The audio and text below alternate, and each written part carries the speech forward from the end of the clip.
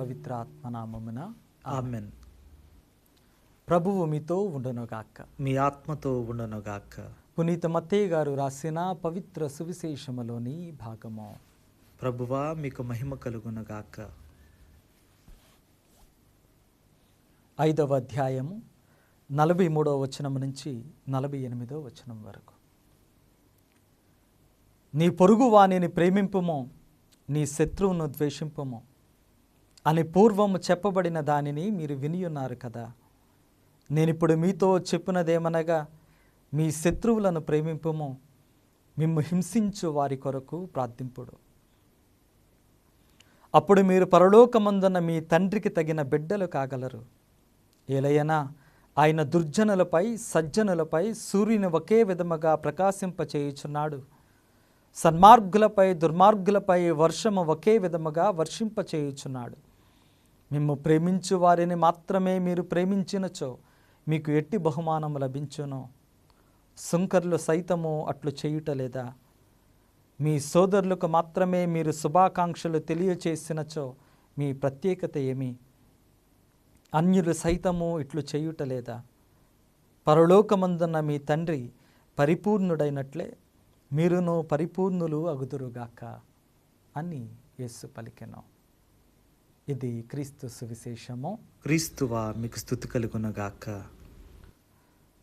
క్రీస్తునాథుని యందు ప్రేమ కలిగినటువంటి సహోదరి సహోదరులారా, ఈరోజు తల్లి తిరుసభ క్రీస్తు భగవానుడు మాట్లాడినటువంటి మాటలను మనకివ్వటం ద్వారా మనందరినీ కూడా ఆలోచించమని కోరుతున్నటువంటి ఈ అంశాన్ని అంగీకరించడానికి ప్రయత్నం చేద్దాం. కంటికి అసాధ్యంగా కనపడేటువంటి అంశము మన జీవితంలో సుసాధ్యం చేసుకోవాలని యేసయ్య ఇస్తూ ఉన్నటువంటి పిలుపును ఈ సమయంలో మనందరం కూడా వింటూ ఉన్నాం.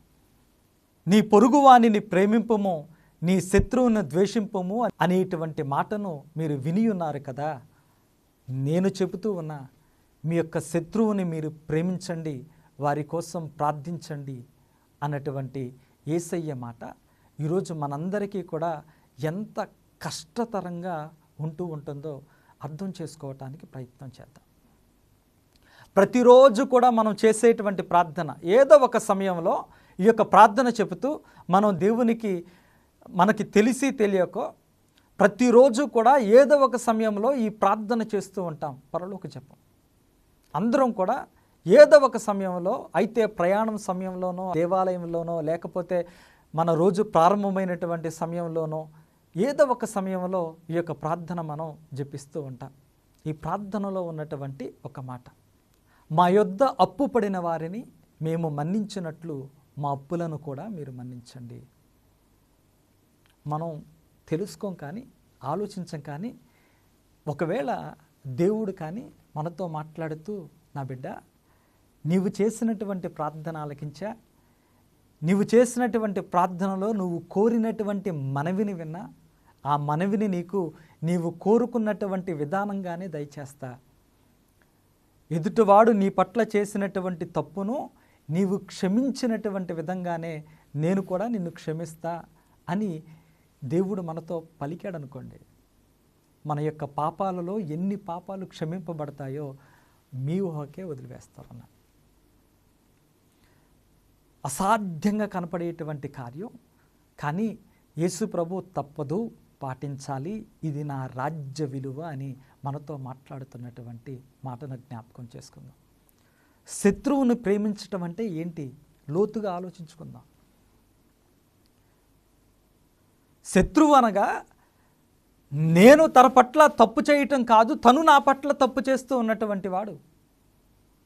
నా యొక్క శత్రువు ఎవరు అంటే, నేను మంచిగా ఉన్నా కానీ తను అనేకమైనటువంటి ఆలోచనలు చేస్తూ నా యొక్క జీవితాన్ని నాశనం చేయటానికి, నా జీవితాన్ని వెనక్కి లాగటానికి ప్రయత్నిస్తూ ఉండేటువంటి వాడు.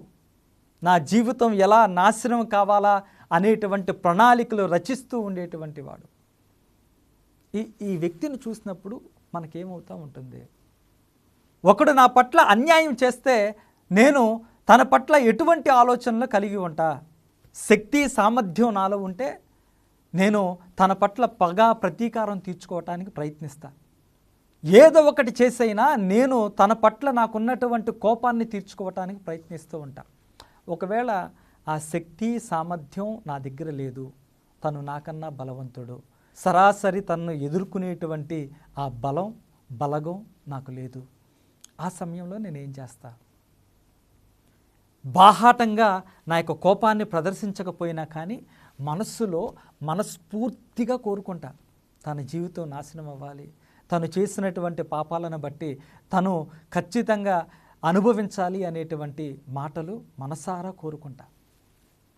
లేదు, నేను మంచి జీవితం జీవిస్తున్నటువంటి వాడిని, క్రైస్తవ విలువలు కలిగినటువంటి జీవితం జీవించటానికి ప్రయత్నిస్తూ ఉండేటువంటి వాడిని, కోపం ఉన్నా పగ ఉన్నా ప్రతీకారం తీర్చుకోవాలి అనేటువంటి ఆలోచన చేస్తా ఉన్నా నేను అవి చేయకుండా తన్ను క్షమించటానికి ప్రయత్నిస్తూ ఉంటా.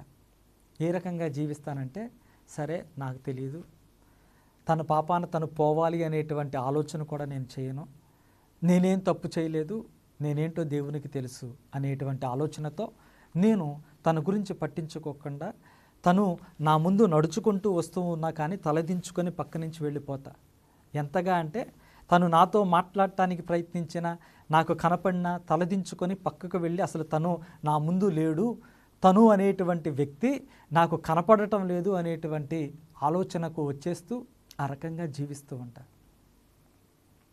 యేసుప్రభు అంటూ ఉన్నాడు, నా బిడ్డ ఇది మంచిదే కానీ చాలదు.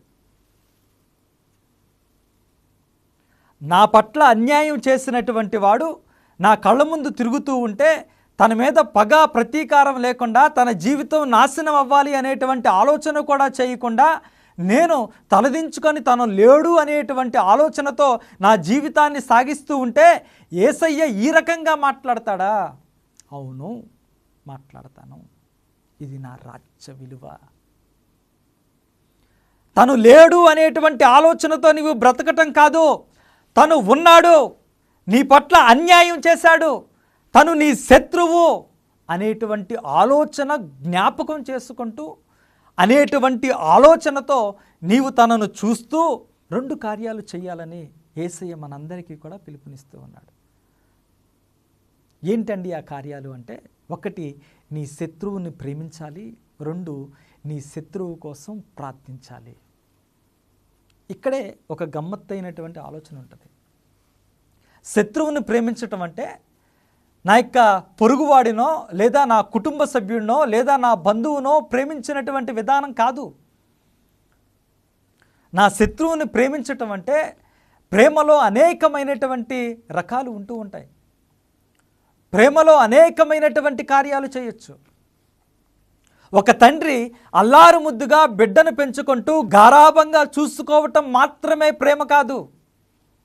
తను తప్పు చేస్తున్నటువంటి సమయంలో తనతో కోపంగా మాట్లాడుతూ భయపెడుతూ తన యొక్క మార్గాన్ని సవరించటం కూడా ప్రేమలో భాగమే.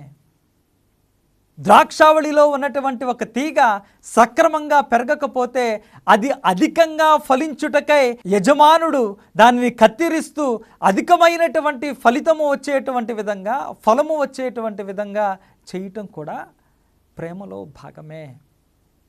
సవరించటము, కత్తిరించటము, నిలదీయటము, తన మార్గాన్ని సరిచేయటానికి ప్రయత్నించటం కూడా ప్రేమలో భాగమే అని ఈరోజు ఈ యొక్క వాక్యం మనతో మాట్లాడుతూ ఉంది. తన కోసం ప్రార్థించాలట. ఎందుకంటే తను మంచివాడు కాకపోవచ్చు, కానీ పవిత్ర గ్రంథం తెలియచేస్తూ ఉన్నది, ఒక నీతిమంతుని ప్రార్థన దేవుని చెవిని పడుద్దట. నీవు నీతివంతునిగా తన కోసం ప్రార్థన చేసినప్పుడు ఆ ప్రార్థన దేవుని చెవిలో పడి, ఇదిగో నీవు చేసినటువంటి ప్రార్థన ద్వారా తన జీవితం మారేటువంటి అవకాశాన్ని దేవుడు మరింతగా తనకు ప్రసాదిస్తాడేమో. కాబట్టి తన కోసం ప్రార్థించటం మరవద్దు అని యేసు ప్రభు మనందరికీ కూడా ఈరోజు ఈ యొక్క సత్యాన్ని, ఈ సందేశాన్ని ఇస్తూ ఉన్నాడు. ప్రియ సహోదరి సహోదరులారా,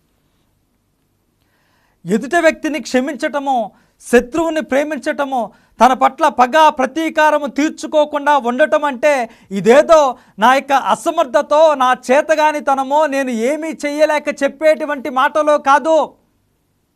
ఇది నా సంపూర్ణమైనటువంటి నమ్మకానికి, దేవుని పట్ల ఉన్నటువంటి నా ప్రగాఢమైనటువంటి విశ్వాసానికి సంకేతం.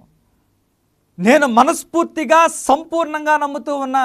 ఈ లోకమంతా నాకు ఎదురుగా ఉన్నా కానీ నేను నమ్మినటువంటి నా దేవుడు మాత్రము నా చెయ్యి వదలక నా పట్ల ఉండి పోరాడుతాడు అనేటువంటి విశ్వాసంతో నేను తీసుకునేటువంటి నిర్ణయం, ప్రియ సహోదరి సహోదరులారా, అందుకు నేను క్షమిస్తా.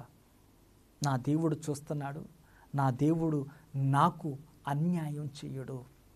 సరైనటువంటి సమయంలో సరైనటువంటి విధంగా నన్ను దీవిస్తాడు, నాకు న్యాయం చేస్తాడు. కాబట్టి నేను ప్రగాఢమైనటువంటి విశ్వాసంతో, నమ్మకంతో ఆయన నాతో ఉన్నాడు, నన్ను చూస్తూ ఉన్నాడు అనేటువంటి నమ్మకంతో నా శత్రువుని ప్రేమిస్తా, సవరిస్తూ తన మార్గాన్ని సరిచేయటానికి ప్రయత్నిస్తా, తన కోసం నిత్యము ప్రార్థన చేస్తా అనేటువంటి ఆలోచనతో మనం ముందుకు సాగాలని యేసయ్య మనందరికీ కూడా పిలుపునిస్తూ ఉన్నాడు.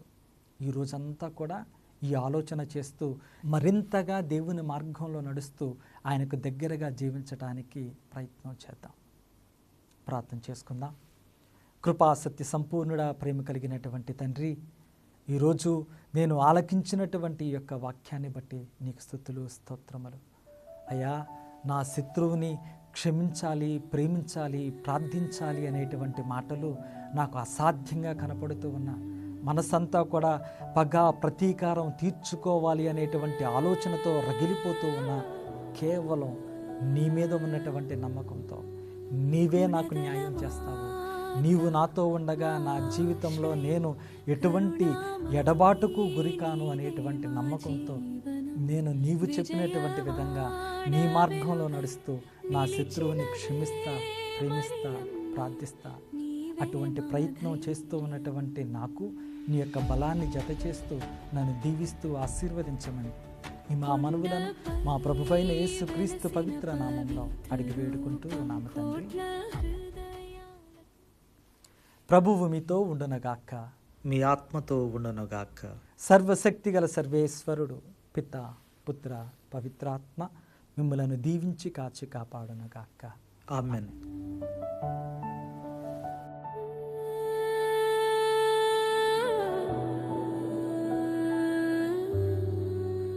గుణదల మాత మా ఆశ్రయం, కరుణామయీ నీవే మా జీవనం, విజయ